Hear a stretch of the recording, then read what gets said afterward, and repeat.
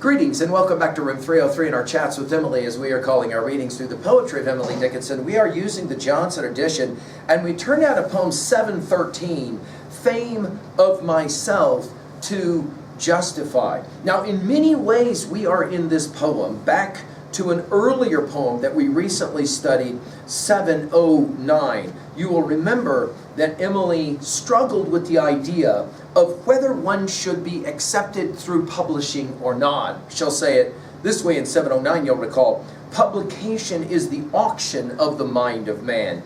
Poverty be justifying for so foul a thing, possibly, but we would rather from our garret go white unto the white Creator than invest our snow. Thought belonged to him who gave it, then to him who bare its corporal illusion. Sell the royal air in the parcel, be the merchant of the heavenly grace, but reduce no human spirit to disgrace of price. Now, we're going to debate in this poem, and I want to immediately say thank you to my Emily group that helped me to prepare for this lecture, because it isn't abundantly clear which side of the debate Emily will take in this poem about being known, accepted, being respected as a poet, as a creator. Now, this is Emily's only poem where she references fame from the first person. She'll talk about fame in a number of poems, but this is the only time she references it directly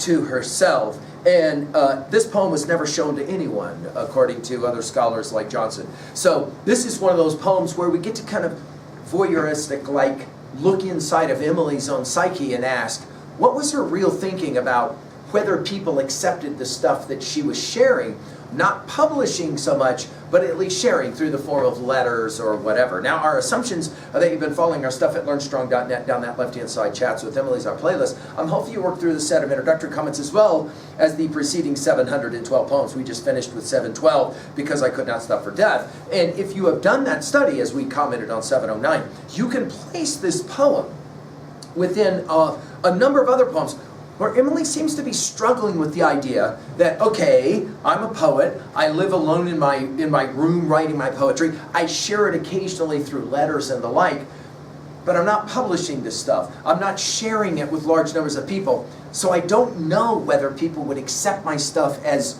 great or not. You'll remember, of course, in the famous This Is My Letter to the World, she asks, judge tenderly of me. Now, somewhere between, we believe, poems 678 and 759, this poem was placed. Are you ready for this? Both of those poems, 678 and 759, are poems about battles.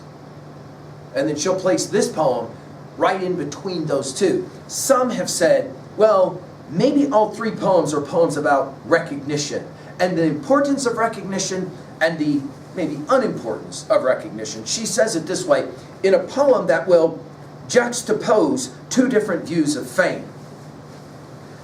Fame of myself to justify all other plot be superfluous, an incense beyond necessity.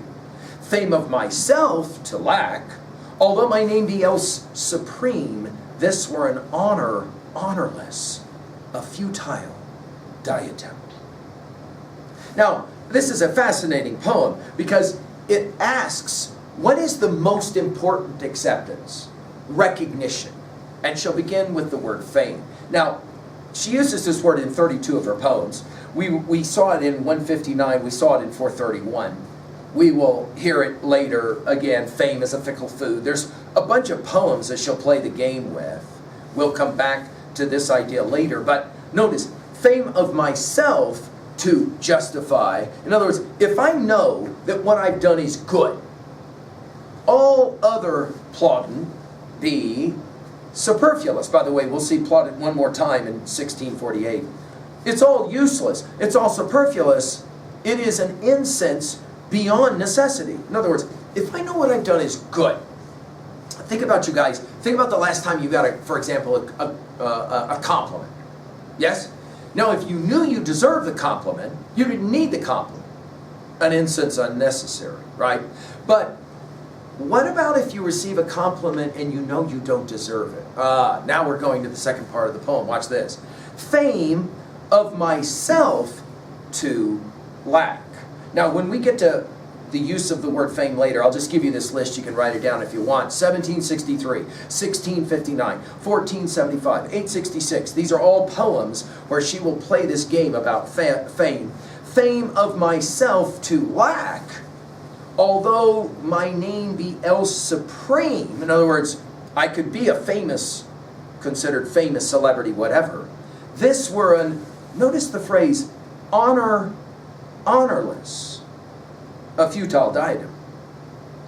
By the way, we'll see honor when we get to 7:15 here in a little bit. Honors taste dry.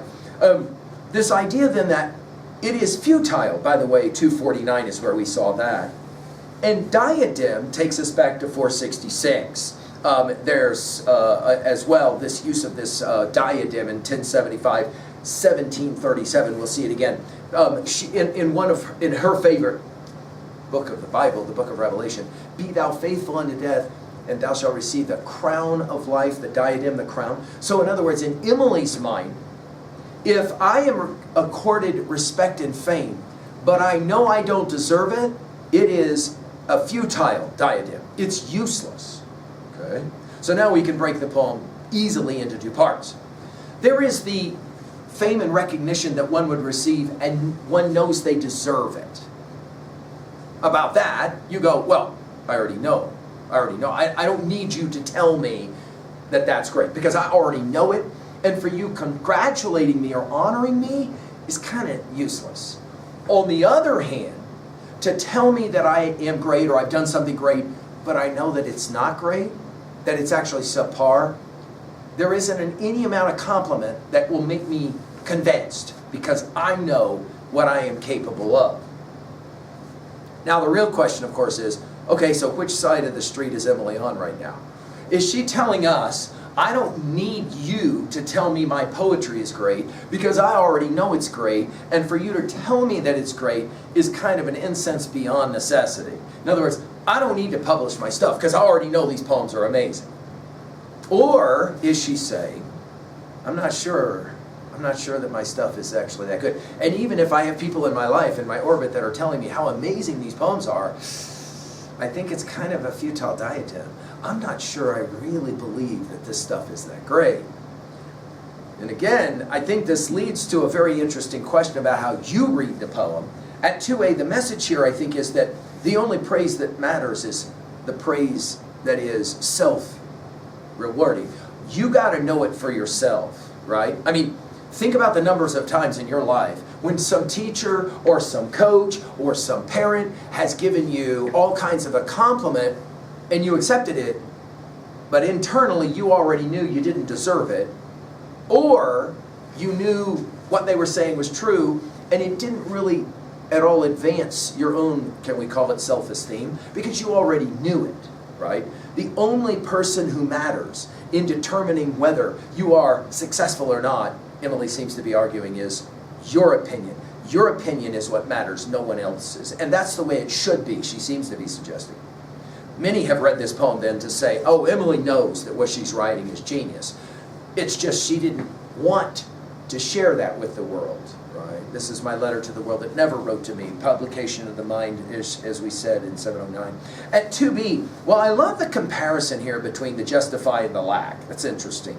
At 3a, well, think about John Keats. And he realizes, when I have fears that I may cease to be before my pen has gleaned my teeming brain. He knows that he's going to die before he gets to accomplish all the things he wanted to accomplish. What does he say at the end of that sonnet?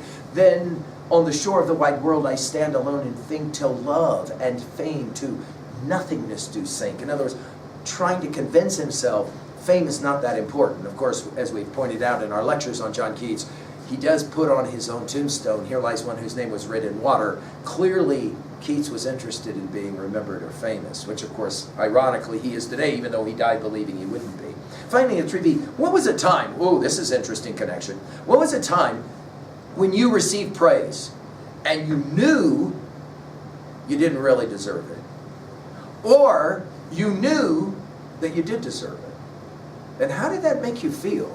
And the next time it happens, I'm guessing you're going to return to this poem. Thank you.